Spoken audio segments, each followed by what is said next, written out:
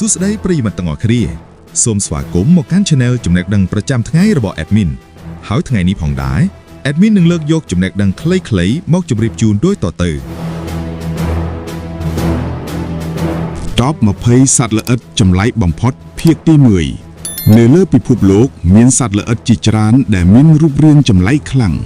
ថ្ងៃនេះយើងមកមើលលេខ20ដល់លេខ16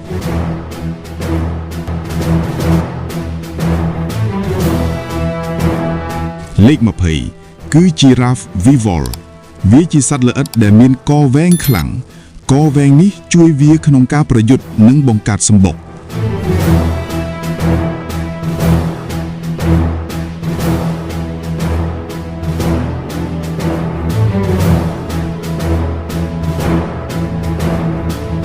លេខ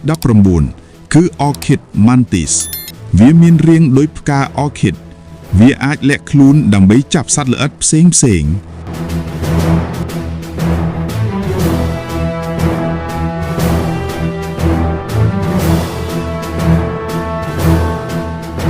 លេខ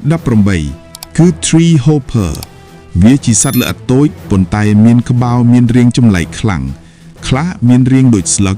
ឬដូចអាវុធតូចៗ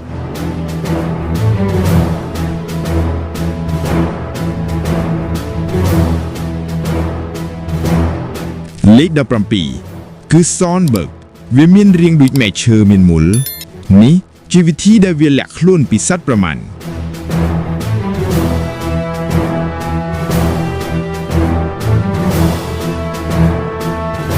លេខ16គឺ Peacock Spider វាជាសត្វពីងពាងតូចដែលមានពណ៌ស្រស់ស្អាតពេលវារាំវាបាក់ពណ៌ដូចកន្ទុយកង្កោកចប់តែប៉ុណ្ណេះសិនសម្រាប់ Top 5 ដំបូងនៅវីដេអូបន្ទាប់យើងនឹងទស្សនានៅរូបរាងសត្វល្អិតដែលចម្លែក Top